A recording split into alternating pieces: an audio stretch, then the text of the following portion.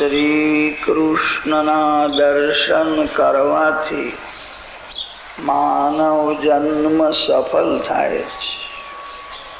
પ્રભુએ માનવને જેવી બુદ્ધિ આપી છે, માનવને જેવી શક્તિ આપી છે, માનવ શક્તિ અને બુદ્ધિ બેનો ઉપયોગ ભગવાનના માટે કરે તો આ જન્મમાં મરતા પહેલા એને ભગવાનના દર્શન થશે. સાધારણ માનવ બુદ્ધિ અને શક્તિનો ઉપયોગ પૈસા માટે કરે છે. માનવ બુદ્ધિ અને શક્તિનો ઉપયોગ ભોગ માટે કરે છે. સુખ ભોગવવાથી દુઃખની સમાપ્તિ થતી નથી. માનવ એવું સમજે છે, મને પૈસા મળે, બંગલો મારો થાય, હું સુખ ભોગવીશ કે શાંતિ મળશે. સુખ ભોગવવાથી થોડો સમય શાંતિ જેવું લાગે છે, પછી તો મન વધારે અશાંત થાય છે. સુખ ભોગવવાથી મન અતિ ચંચલ થાય છે. સ્વર્ગના દેવો આપણા કરતા બહુ સુખ ભોગવે છે. દેવોને પણ સ્વર્ગમાં શાંતિ નથી. દેવો એવી ઈચ્છા રાખે છે, ભારતમાં કોઈ વૈષ્ણવના ઘેર મારો જન્મ થાય. આપણો ભારત દેશ સ્વર્ગ સે શ્રેષ્ઠ. સ્વર્ગના દેવ લોકો ભારતવાસીઓના વખાણ કરે છે. દેવોને એવી ઈચ્છા છે કે ભારતમાં વૈષ્ણવના ઘેર મારો જન્મ થાય. અહો અમીષામ કિમકારી શોભનમ પ્રસન્ન એષામ સ્વિદુત સ્વયં નિર્જન્મ લબ્ધમ નૃષુ ભારતાજિરે મુકુંદ સેવૌપૈકમ સ્પૃહાયના. સ્વર્ગ ભોગ પ્રધાન દેશ છે. ભારત ધર્મ પ્રધાન ભક્તિ પ્રધાન દેશ છે. ભા શબ્દનો અર્થ થાય છે જ્ઞાન, ભા શબ્દનો અર્થ થાય છે ભક્તિ, ભા શબ્દનો અર્થ થાય છે ધર્મ. ભાયામ રતા ભારત, જે જ્ઞાન અને ભક્તિમાં રમે છે. પશુ પક્ષી કરેલા પાપનું ફળ દુઃખ ભોગવે છે.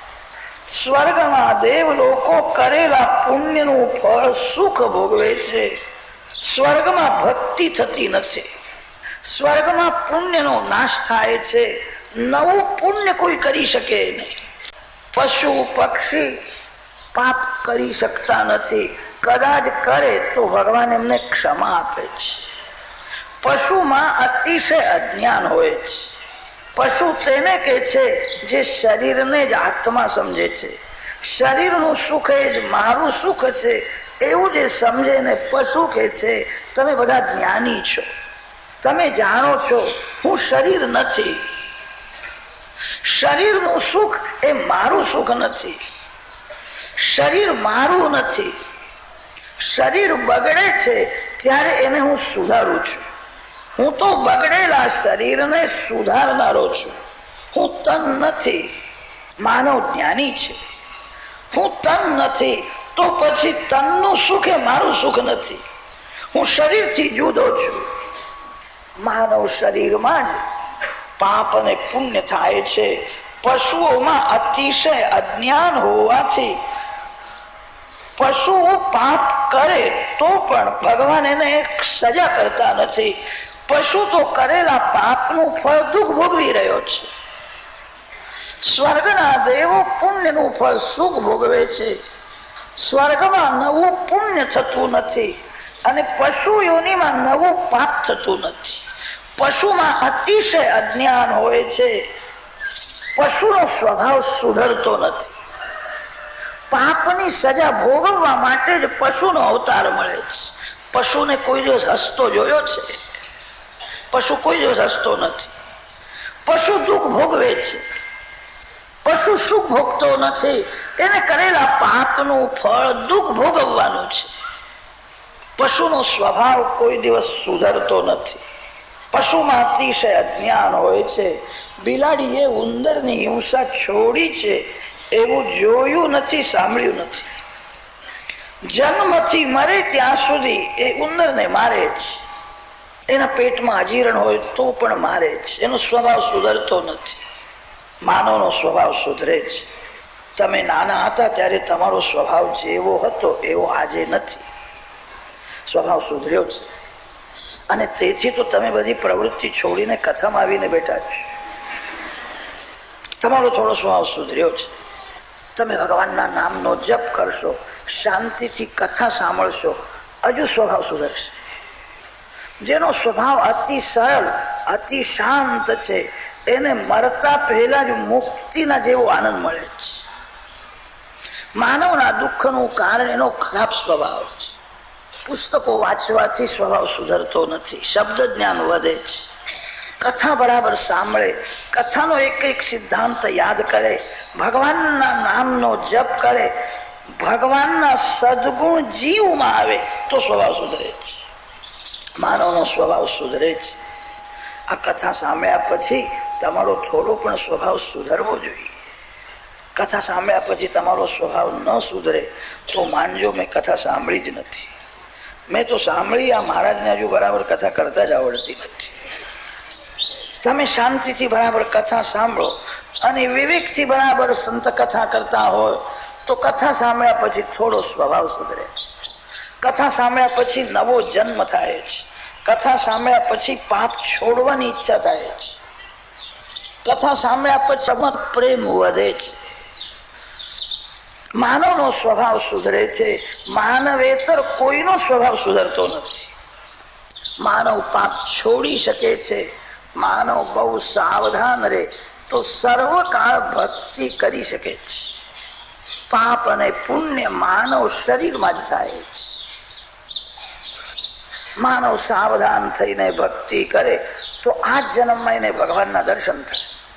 કોઈ માનવ એવો સંકલ્પ કરે કે આ જન્મમાં મારે કરોડપતિ થવું છે, અશક્ય છે, નહીં થાય.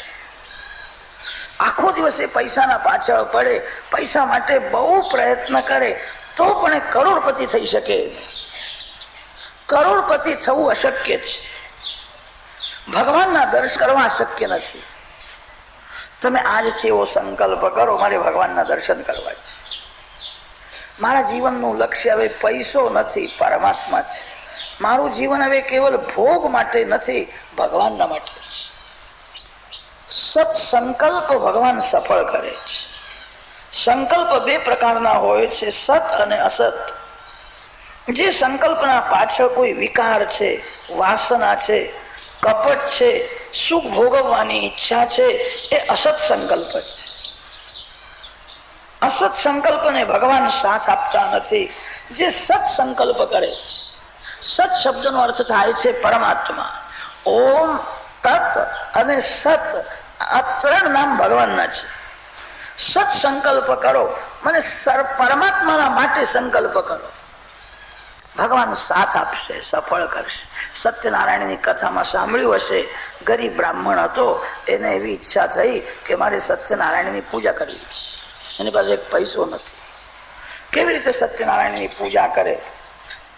એને સત્યનારાયણની પૂજા કરવાની તીવ્ર ઈચ્છા હતી. એને નિશ્ચય કરો, જે કંઈ મળે તે હું નારાયણને અર્પણ કરીશ. એ ભિક્ષા માગવા ગયો. એને તે દિવસે ભિક્ષામાં ઘણું ધન મળ્યું. પ્રચુરમ દ્રવ્યમાં આપવા. એને સત્યનારાયણની પૂજા કરી. એને પ્રસાદ મળ્યો, એને પરમાત્મા પણ મળ્યો. એને કેવલ શીરો ખાવાની ઈચ્છા હોત ને તો કદાચ ભગવાન સફળ ન કરત. એને કેવલ શીરો ખાવાની વાસના નથી, એને પરમાત્માને પ્રસન્ન કરવાની, દર્શન કરવાની ભાવના હતી. એને પ્રસાદ મળ્યો અને પરમાત્મા પણ મળ્યો. તમે એવો સંકલ્પ કરો, મારે ભગવાનના દર્શન કરવા છે. શ્રી કૃષ્ણ દર્શનથી દુઃખનો અંત આવશે. બહુ સુખ ભોગવવાથી દુઃખની સમાપ્તિ થતી નથી. ઝૂંપડીમાં રહેનાર દુઃખી છે એવું નથી. જે બંગલામાં રહે છે, જે રાજમહેલમાં રહે છે, એ પણ દુઃખી છે. પ્રાચીન કાળમાં મોટા મોટા રાજાઓ રાજમહેલ છોડીને અમારા ઋષિઓના આશ્રમમાં જતા હતા. રાજાઓને રાજમહેલમાં સુખ તો મળતું હતું, શાંતિ મળતી નહોતી. સુખ ભોગવવાથી શાંતિ મળતી નથી. શાંતિ પરમાત્માના દર્શનથી મળે છે. ભગવાનના દર્શન કરો. કદાચ તમને એમ શંકા થશે કે મારે તમે કહો છો ભગવાનના દર્શનથી શાંતિ મળે છે, હું તો મંદિરમાં રોજ દર્શન કરવા જઉં છું. ઘણા લોકોનો નિયમ હોય છે મંદિરમાં દર્શન કર્યા વિના પાણી પીતા નથી. સારું છે, ભગવાનના રોજ દર્શન કરું છું પણ શાંતિ નથી. મંદિરમાં જઈને ભગવાનના દર્શન કરે એ સારું છે. મંદિરમાં જે ભગવાનના દર્શન કરે છે એને સાધારણ શાંતિ મળે છે. મંદિરમાં ભગવાનના દર્શન કરવા એ સાધારણ દર્શન છે. સાધારણ દર્શનથી સાધારણ શાંતિ મળે છે. મંદિરમાંથી બહાર નીકળ્યા પછી ભગવાન દેખાતા નથી, મન અશાંત થઈ જાય છે. મંદિરમાં જે ભગવાનની ભક્તિ કરતો હતો એ મંદિરમાંથી બહાર નીકળ્યા પછી આંખથી મનથી પાપ કરે છે. તેથી એમ સિદ્ધ થાય છે મંદિરમાં ભગવાનના દર્શન કરે એ બહુ ઉત્તમ દર્શન નથી, એ સાધારણ દર્શન છે. સાધારણ દર્શનથી થોડો સમય શાંતિ મળે છે.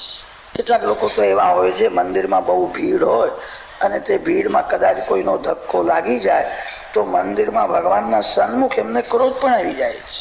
કેટલાક તો યાદ રાખે છે કે મને એને ધક્કો માર્યો છે, વખત આવવા દો, હું પણ એને ધક્કો માર્યો, ધ્યાનમાં રાખે છે. મંદિરમાં મન અશાંત થાય છે, મંદિરમાં ક્રોધ આવે છે, મંદિરમાં પણ કોઈ વખત મન બગડી જાય છે. મંદિરમાં ભગવાનના દર્શન કરવા એ સાધારણ દર્શન છે.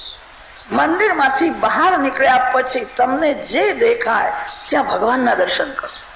મંદિરમાં ભાવના કરવી પડે છે.